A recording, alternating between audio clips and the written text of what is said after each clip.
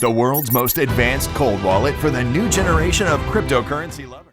So if you are interested in buying this decent wallet, you can find a link in the description down below where you will get a 20% discount.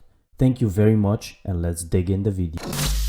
What's up guys, thank you for joining this video. Here we go. We have Ripple XRP Fem. Governor Bank of Japan talks about global digital economies framework. WW2 brought us Bretton Woods institutions for finance and trade investment.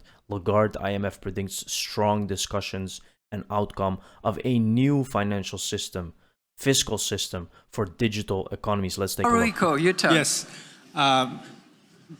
As all of us know, after the war, World War II, for international finance, the international community established Bretton Woods institutions, and for trade and investment, initially GATT was established, and now we have WTO.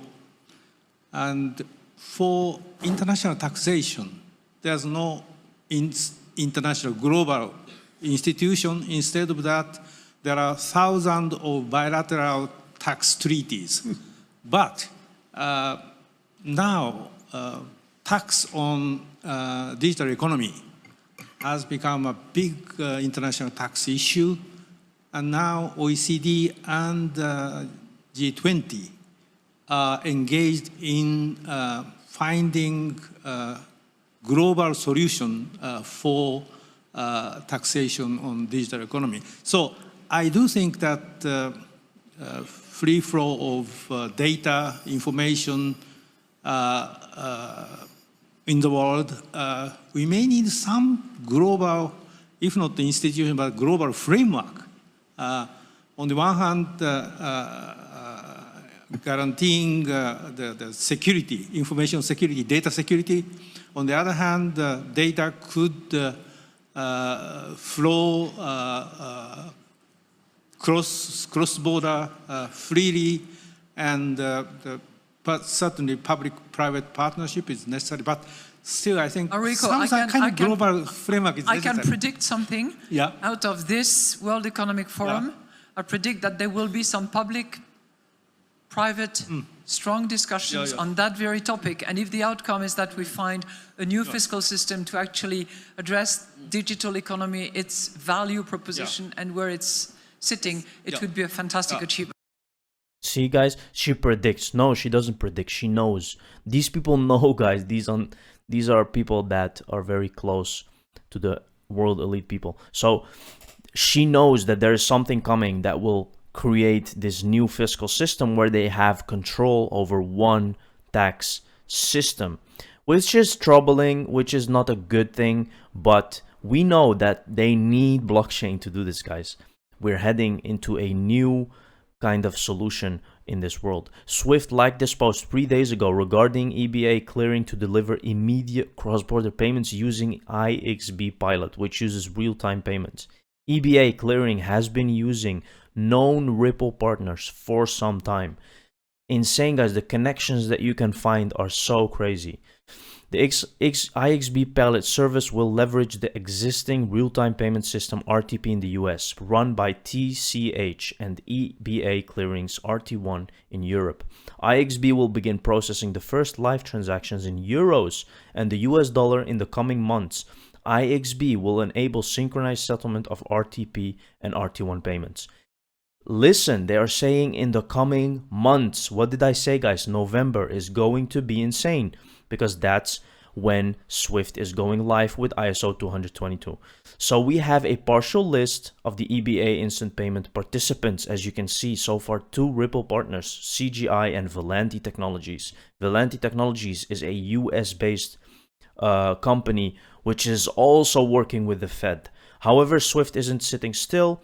In April, it joined the clearinghouse and EBA clearing in launching a pilot program for real-time cross-border payments. Aside from delivering a simple, transparent service for end users, our key aim is to keep things easy for financial institutions, said EBA. Head of Surface Development and Management Erwin Kulk at the time. The fact that there is no need to connect to a separate payment system should make the service very attractive, right?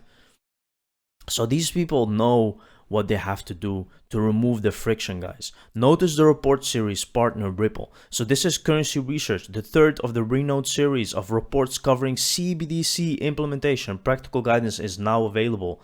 Download your copy here now. Listen, it's saying Ripple, right?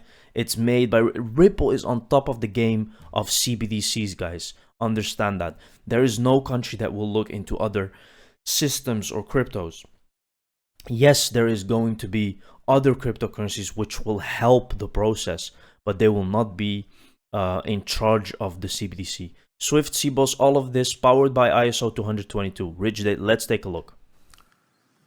Swift strategy is building on this and goes even further to enable instant and frictionless payments and securities transactions from account to account anywhere in the world.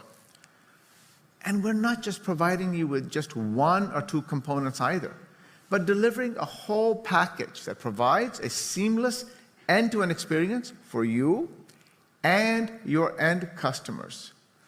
This capability is unique to Swift, and we have been laser-focused on the execution. Today, you can check on the security of your counterparties to make sure you are doing business with them. You can pre-check beneficiary account details to confirm upfront that a payment will get to its ultimate destination. Automatically spot potential anomalies you want to watch out for in flight. Handle problems that come up in real time. And maintain the visibility of your transaction all the way for you and your customers. And that is just not on the high-value wholesale side either.